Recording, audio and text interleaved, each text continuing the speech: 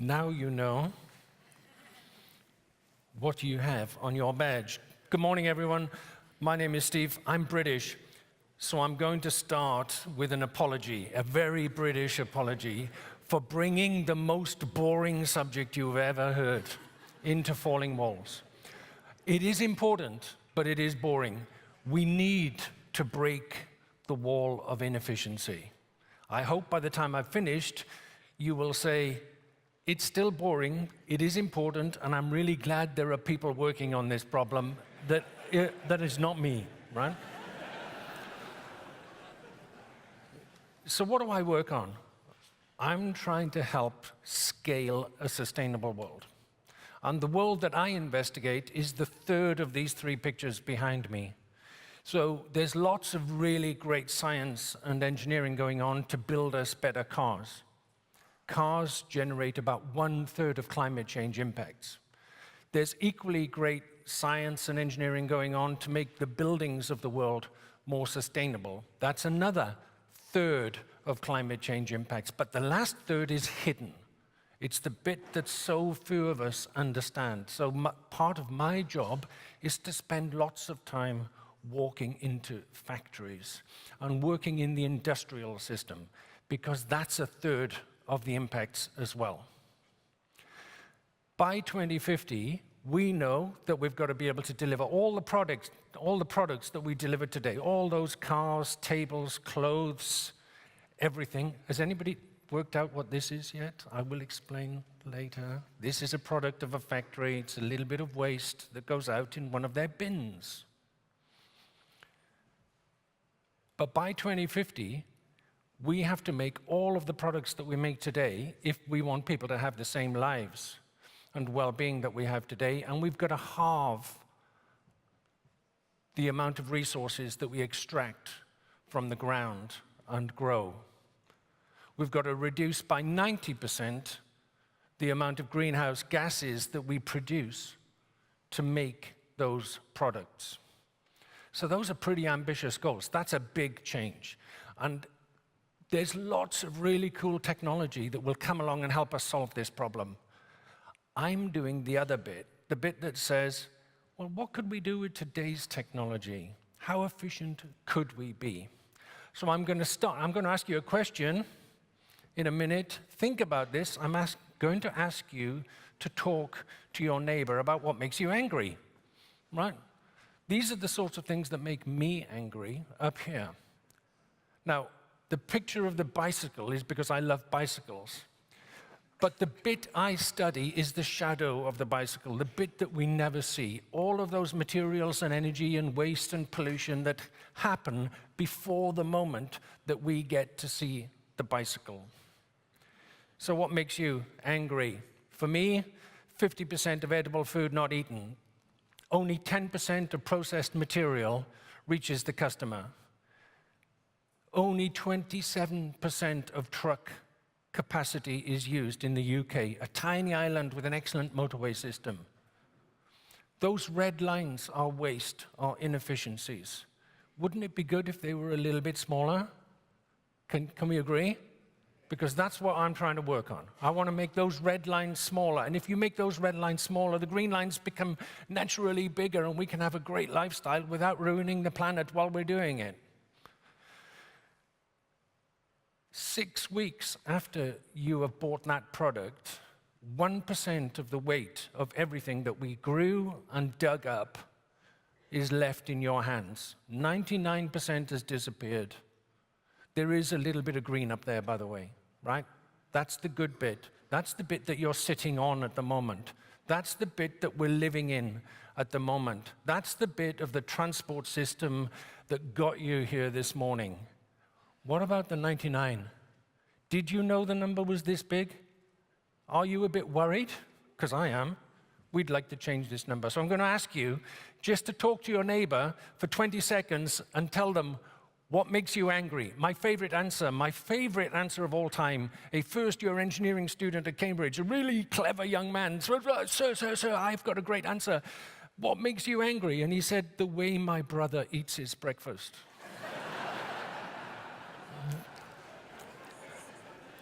This is a first world problem. right? I'm going to ask you to just briefly explain something that makes you angry to the person next to you, and I'm going to give you 10 seconds. So be angry and quick.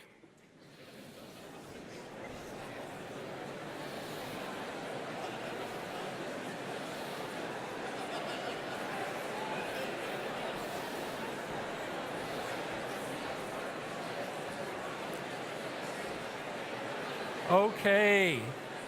I sense a lot of anger in the room. I'm going to have to stop you. Okay, please stop. Please. We need you to become optimists.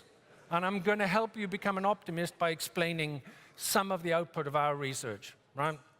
So what do I study? I study this question: how efficient can we be with existing technology? And what I don't do is the picture on the left. I spend more time talking to people. It's about psychology. It's about organizational behavior. It's about what we call in our business helping people stop doing stupid stuff. It's very technical, my job.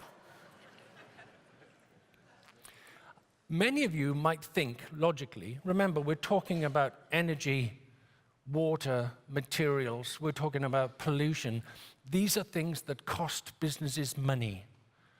And Economics 101 would suggest that they're not doing that very wastefully. I hope my data will prove otherwise. The logic, the world that you don't see, the one that you assume that these unbelievably professional organizations are efficient, that doesn't exist. Let me try and prove it. Very hard to get this type of data, by the way, but we're trying to ask the question, what's the most energy efficient car factory in Europe? It happens to be a Toyota factory in the UK. They have been reducing the energy they take to make a car by 8% each year, and they're doing that without buying technology. They've done it for 14 years. That is a 77% reduction. They can make 4 cars for the energy that it used to take to make 1. Wow, okay? So you think everybody's doing it. No, they're not, right? They're just not. In fact, if everybody else moved halfway from where they are to where the best in their own industry is, we'd have 12% more profit, 15% more jobs, and about 5% less greenhouse gases. That's only halfway to the best that is already happening. That's not the best that is possible. 5% reduction in greenhouse gases while making more money, people. You must ask, why are people not doing this? And that is what I ask constantly. So I could regale you with evidence. This is one of my favorite pictures, and I'm not asking you to read all the detail. Each of these blue dots is a day's worth of cement production. Cement is the second most intensive industry generating climate change gases. And the y-axis is the amount of climate change gases it emits to make that one day of production. And on the best day of the year, it takes about 190 kilograms of emissions to generate 1 ton of cement. And on the worst day of the year, about 340. Did anybody think there was going to be 100% difference between the best day and the worst day? Right? This is an industry that is the most regulated industry. It's part of the EU emissions trading scheme. It's regulated for these gases. And it's 100% different between Tuesday and Thursday. Please sort that out, right? And by the way, it was the same student, that 18-year-old who hates his breakfast, behavior of his brother, who came up with the idea in the cement factory. He found ways to reduce greenhouse gases by 19.7% without spending any money. That is 1% of global greenhouse gases, because the cement industry is about 5% of all gases. Right? Please, can we do this? So what are the solutions? I'm going to give you some hope, and I'm going to start with explaining what these things are. Has anybody worked it out yet? We call them sock rings. When you manufacture socks, when you make the toe, you have to sew the toe, and this is the little bit that's left over in the sewing machine.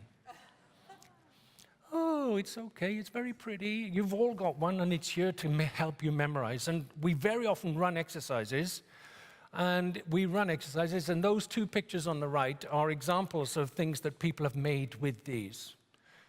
So I would encourage you later on, come down, grab some from me, and take some back and make something, because I want you to remember what I'm talking about.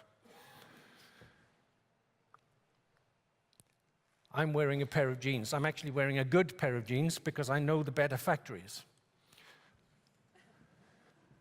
Did you know it takes up to 10,000 liters of water to make a pair of jeans? That's a lot of water, people. The factory that I work with, we've already got it down to 300, and our target is to get it down to 60, right? From 10,000 to 60, people. Why are we not doing this in every factory? We're not.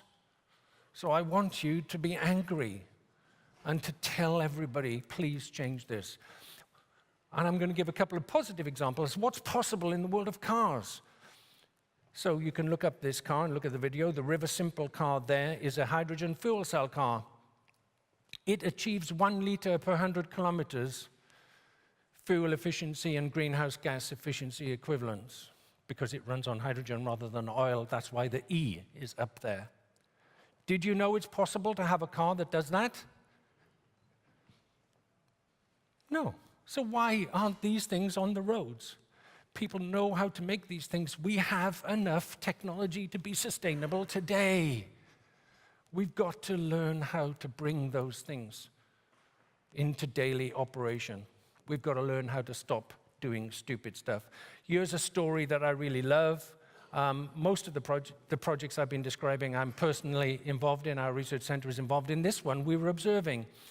Ecover, some of you may know this company. It makes cleaning products based mainly on plant precursor materials. So they consider themselves very clean, and they wanted to put up a factory on the island of Mallorca. Mallorca, by the way, is the world's only island that is perfectly circular, in this case. And they had this amazing idea: fly a satellite over the island, take the precision agriculture process data, multiply it by the weather data, and now I can predict that next Thursday, that farmer will produce 1,000 kilograms of onions, but also 200 kilograms of onion waste, whatever that is, right? Now I can go forward to next Wednesday and have 200 kilograms of onion waste from your farm, 300 kilograms of olive waste from your farm, and now I can put it into the brain in my R&D center and go, what can we make with that? And we can produce the enzymes and fly it to the factory and make shampoo next Wednesday, having not purchased any raw materials. Everything is made for free. No waste. What a fantastic idea. Really? And you go, why aren't we doing this already? Right, we should be doing it. So I'm going to say, what can you do? Because I'm sure you're asking me, what can I do about this? Well, it's really important to see waste, to put on your glasses. By the way, can you see how good sock rings are? They're all clean, by the way. They've never been worn. All right, they're very safe. We have to be able to see waste. We are walking blindly through our lives, thinking that things are efficient. If we don't see it, we are not going to change it. What we've observed is that once people see it, they tend to become a bit angry and a bit creative, and they start to find answers. So seeing waste is step number one. That was a loud. I wonder what that was for. I'm going to ask you, as consumers, to refuse to buy it. Right? So when you go into your shop and you get all this packaging, take the product out and leave the packaging in the shop. It's legal. They have to process it. They will start to change their behavior. For the rest of you, I can see some young entrepreneurs in the room. Start a business. Take somebody's waste and make money out of it. I'm down to my last seconds. I've got a final message, as you might expect. The shadow. The shadow of the bicycle needs to be smaller. And we are going to use technology to achieve that. But we also have to be very, very creative. I haven't told him I am a black belt at judo. That's a truth. And what I'd like you to do is use this to remind you to be efficient. The world will thank you. Thank you. Good.